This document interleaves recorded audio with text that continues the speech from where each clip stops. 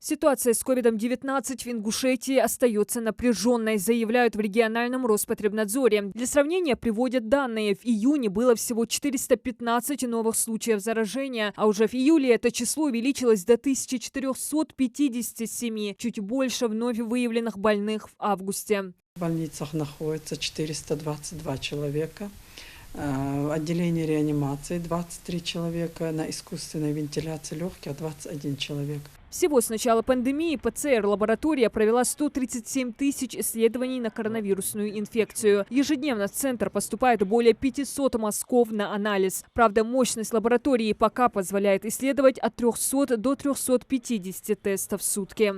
Пробирок и расходного материала имеется непосредственно до 30 тысяч исследований. То есть такой запас где-то на месяца 2-3 у нас всегда имеется. Работают без выходных. Здесь как чистой зоной, так и красной. Все материалы из лечебно-профилактических организаций принимают через окошко. Рядом разбили картотеку, где данные распределяются по конкретным медучреждениям. Для проведения тестирования еще с начала пандемии приобрели 5 аппаратов. Лабораторные исследования проводят ежедневно. Во всем мире Всемирная организация здравоохранения принято именно ПЦР-исследование и является самым точным из всех методов исследований. То есть точность метода составляет чуть ли не 99,9%.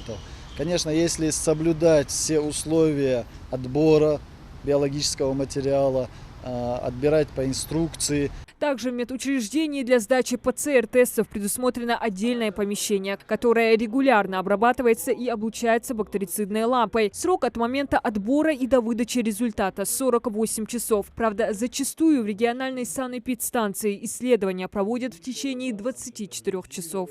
Мало провести исследования, их нужно еще зарегистрировать, создать специальный реестр, вложить через портал госуслуг и все это отправить. Вот на это и дается 48 часов. 48 часов мы спокойно входим в этот промежуток и все это отсылаем.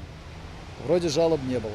С начала лета в регионе пришлось расширить коечный фонд. Вместе с этим задействовать дополнительное количество медработников. В региональном Роспотребнадзоре сообщают, что избежать завоза штаммов не удалось. Зараженных ими выявляют все чаще, а инкубационный период у новых штаммов составляет уже не 20 дней, а от 2 до 5 суток. ФБУ Центр гигиены и эпидемиологии направляет биопробы материалов в Ставропольский противочумный институт для определения молекулярно-генетического состояния. И мы узнаем, что у нас в республике на сегодняшний день циркулируют британские и индийские штаммы. А как мы уже знаем, что эти штаммы отличаются более агрессивностью. Коронавирус каждый день беспощадно уносит жизни людей. За минувшие выходные скончался еще один зараженный. Сейчас общее количество жертв новой инфекции по Ингушетии – 277 человек. Сотрудники Роспотребнадзора и медики призывают жителей быть более сознательными, соблюдать меры безопасности, пройти вакцинацию, беречь себя и окружающих. И ни в коем случае не заниматься самолечением. Вовремя обращаться за медицинской помощью, чтобы потом не было слишком поздно.